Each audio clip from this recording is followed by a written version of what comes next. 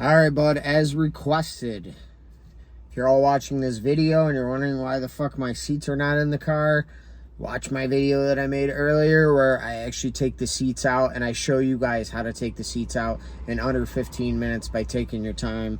In reality, once you get comfortable doing this, you should be able to do it in about 8 or 9 minutes like I do.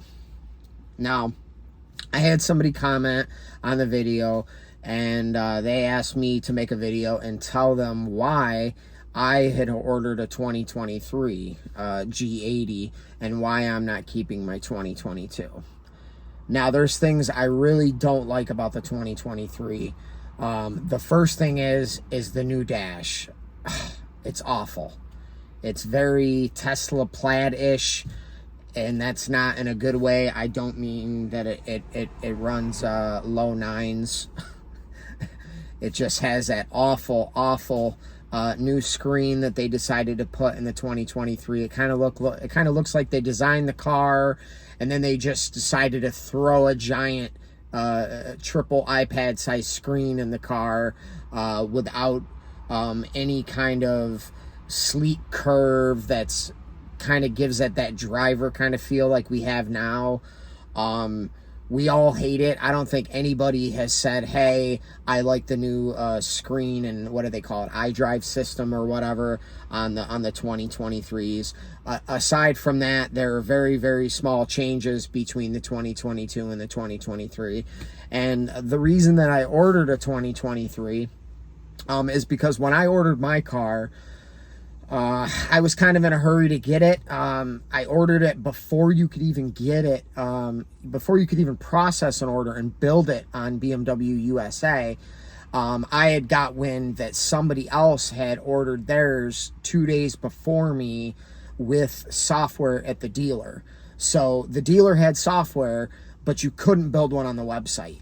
And this happened, you know, in a matter of a couple days or a week or whatever it was, okay? So I got wind that this was going on. I kept bugging my dealer. My dealer was like, oh no, we can't order one yet. And I was like, no, dude, someone else just ordered one. You need to look. And then he called me back and he goes, okay, Daryl, we have the software now. We can order you one. So when I ordered my car, I decided that I wanted to get a BMW individual color. I was going to get this crazy blue A91 refraction blue Toyota color. And you're probably wondering, well, are you a super guy? Well, I had one. I owned one, okay? And unfortunately, I ended up getting rid of it before they were unlocked and stuff. And I do miss that car a lot. I love it a lot. And honestly, I've seen a lot of gorgeous blues on all different brands of cars. And for some reason, I love that blue the best. It's the way it pops. It looks great in all lighting. You know, unlike a lot of colors, a lot of people buy colors of cars and they look great in the direct sun.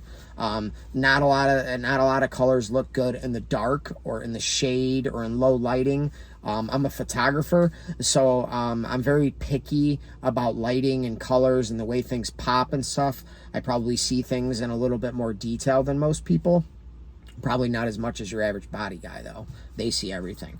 But anyways, I wanted to get a refraction blue one, which is not a BMW color. It's a Toyota color, okay? Which makes things even more difficult because BMW will give you a hard time, or used to give you a hard time, if you picked a color that wasn't on the BMW color spectrum. Maybe it was just the salesman. Maybe he was trying to push me into getting a basic color, but he basically looked at me and told me, hey, Daryl, you can get your car in 2 months or you can get your car in a year. And I was like, fuck, man, I do not want to wait a year. I was hoping to be the first to get an Xdrive. And I thought to myself, okay, well, my next choice, aside from getting a BMW individual color, would be Brooklyn Gray, because I love the color. It's way better than the Dodge Gray. It's not flat and boring and pastel type color. It's got a crazy nice pearl. It pops in the sun. It looks good even in low lighting. And then I really wanted to get, different color seats. Now, when I ordered my car on the software that the dealer had, Fiona red and blue leather were not even an option, okay? It wasn't even an option. So I had to choose between that or the Silverstone or Kyalami, or the neon colors, which are just awful on any car that's, unless it's you know, that what is it, Brazil yellow or whatever it is. So it was a no-brainer for me. I really wanted Silverstone. I think Silverstone looks the best, but super high maintenance, super easy to scratch, fade, blue jeans, stain, everything else. So I decided to go black. I mean, the black just looks awesome on this color. And the Silverstone, as good as it looks, even on the Brooklyn Gray, it's not dark enough and it's not light enough. It's kind of like too close to the Brooklyn as far as like shades of gray. It's kind of like putting a gloss black on flat black, or flat black rims on a gloss black car. It's just gaudy. I don't suggest doing this to anybody. It drives me nuts when people do this. It's just, you know. So that being said, I think that the black seats look better when the door's open than the Silverstone does with the door open. When you're looking at both of them, with the doors shut, love the Silverstone. Love the Silverstone on almost any color, but I just thought the black was a little bit, just a little bit better on my eyes, a little easier on my eyes. So that's why I went with the black. And it's obviously easy to maintain. I can use black leather touch-up paint on it. I don't need, you know, to worry about it being a unique color and being it something that's really, really hard to repair if there is damage or scratching or wear and tear and stuff like that. So back to my next point. I didn't want to wait a year, so I ended up getting the Brooklyn Gray. I ended up getting the car very fast. I was the second one in the United States to get one because that guy who ordered his before me, I got his first. Fortunately, he wasn't into drag racing and you know, draggy times and you know, fast break-ins and stuff like I was. So you know, I put 100 or 200 miles on my car and it was broken in. I don't believe in 1,200 mile break-ins. I believe that proper heat cycle, a lot of RPMs and a lot of boost, and letting the car cool down helps seed the piston rings to the cylinder walls properly. So I like to beat on my cars a little bit for the first 200 miles, and I like to change the oil, and then I let BMW do their thing at 1,200 miles. Okay, but there's nothing stopping you from going fast before your 1,200 mile break-in. Let's just put it that way. Okay, so because I didn't get that color, I was able to get a head start over everybody. I was, you know, I laid down my quarter mile data before everybody else, and I know I've said this a million times in my other fucking videos. You guys are probably tired of hearing it if you follow me. But, you know, I beat Car and Driver, Road and Track, all the YouTubers, and, you know, the guys who have a fucking million followers. I beat all of them to the punch because, A, they probably couldn't get their hands on an Xdrive, or B, they had their hands on an Xdrive, but it didn't have 1,200 miles on it, or C, they just didn't know how to drive, so they didn't lay down anything that they thought was even worthy of posting as far as quarter mile data.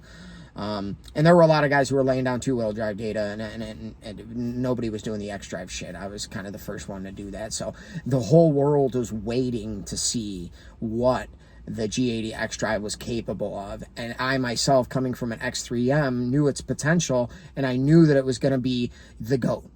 Okay, that's my Instagram, by the way. S58 is the GOAT. So follow me on Instagram. So that is why I didn't get that color, okay? Well, now I already have a 2022, which I love. I already have over 13,000 miles on it. I drive the hell out of this car. I bring it everywhere. I drive it to work daily. It's not just a weekend warrior. It loves it. It just takes it and keeps going. I love the 2023, aside from what we talked about, okay? And I want to get my dream build. My dream build is that color, okay? Red interior, which wasn't an option for me because I couldn't order the red that early in the stages of when I ordered it, okay? And I want to get something that I should have got the first time, which was the carbon brakes. The reason I didn't get the carbon brakes, and this is a funny story.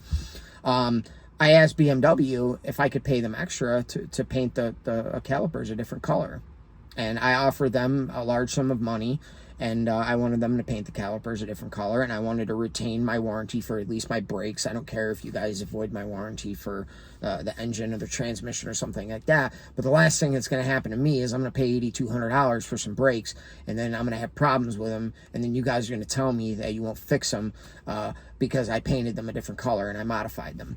So I wanted BMW to paint my brakes like red or black, and they just legitimately told me no. They were like, gold is the color for ceramic, and that is the only color we offer them in, and they were not going to customize the car and hit the button on the little robotic machine at the M factory to paint it a different color. They refused to. So I was like, so much money, you're not even going to paint them a different color for me, even if I give you $500 or $1,000. I don't really want to disassemble the brakes, strip them, have to powder coat them, which you can't leave any of the hardware on there because you can't put any of that shit in the oven, okay? It's a bit of a pain in the ass to properly paint brakes. So I thought to myself, you know what? Just take it off my build. I didn't end up get the carbon brakes. Of course, that would have made a huge difference in performance, rotational mass, inertia, whatever you want to call it. So on this build, I'm going to get, Smurf blue with red interior. I'm going to get the gold brakes, and then I'm going to start doing some other lightweight modifications to make the car about 90 pounds lighter than this one is right here. So I expect this car will probably go 975s, maybe a 72 or a 73 in the fall. I'll try to do better, but my next car should be a tenth faster. Mark my words. It will be faster because I'm going to get a little bit more serious with my next build, and I'll also be doing port injection, which won't be huge, but it will make a difference. I have 2 of the 3 parts to complete a port kit right now, but I'm not going to put it on this car. I'm waiting for an intake manifold to actually be in stock, and I kind of want to get the manifold all set, all drilled, tapped, all ready to go for the next car. And then all I'll have to move off of this car is my titanium exhaust, and the downpipes, obviously, my drop-in filters, and then my flex fuel sensor with the gauge that's mounted in my dash. It's in my glove compartment, so I can just pop it open and look at my ethanol content anytime I want and make sure that I'm mixing fuels properly. So that is why I ordered a 2023, for the people who actually give a fuck and want to know if they think I'm just getting rid of my car because it has 13,000 miles on it. That's not the case. I love this car. It runs great. There's nothing wrong with it. I love this color combo. I get a lot of compliments on it. Everybody loves this color combo. It's a very neutral color that everybody can love. And I haven't really had anybody tell me that they didn't like the color combo on this car. Like I hear people all the time say they don't like the front grille. That's a common thing, but as far as the way I spec'd out this car, nobody can really argue that it's a sexy build, for sure. Not many people say, hey, I would have changed that, or I would have done this differently. And a couple people tell me that I should have got the carbon fiber package. I don't think the carbon fiber package is worth it. I feel like for the money you spend with BMW, they should give you carbon side skirts, or maybe a carbon front lip. And even if it was like $1,000 more and they gave me that stuff, I probably would have done it. But I'm not going to spend that kind of money and then have to add $5,000 more carbon to the car. I would rather wait until I get my next car, and then I can just buy everything aftermarket and do it the way I want to do it. And I think that there's almost a little bit too much carbon going on in the rear of this car when you get the carbon fiber package. And I kind of like the way I have my gloss black setup with the carbon tips. I'm still waiting for the guys over at ValveTronic to send me the gloss tips that I actually ordered. I'm actually going to email them because they didn't have them. So the carbon fiber tips I have on there now are actually not the ones that I want. Hopefully I'll get that resolved before I get my next exhaust system, before I move that exhaust system onto my next car. So we will see. But there's going to be, some really, really neat stuff happening on my next build. And I will keep you guys informed on what I'm doing and how I'm lightening the car up. Obviously, you know that I'm doing the carbon brakes. That's going to be 28 pounds right there. My next thing I'm going to be doing is shopping for some really, really light wheels. I want to get some wheels that are, 15, 17 pounds each. Might even go 18-inch square again. I kind of sold my 18s.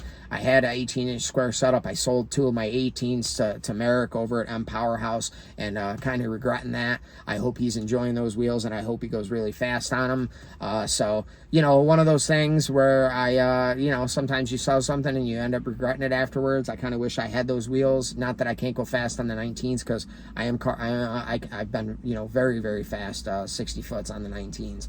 But I kind of wish I had those 18s, but you know, it is what it is, you know, time to move on. So, all right, guys, 15 minutes. This is long enough.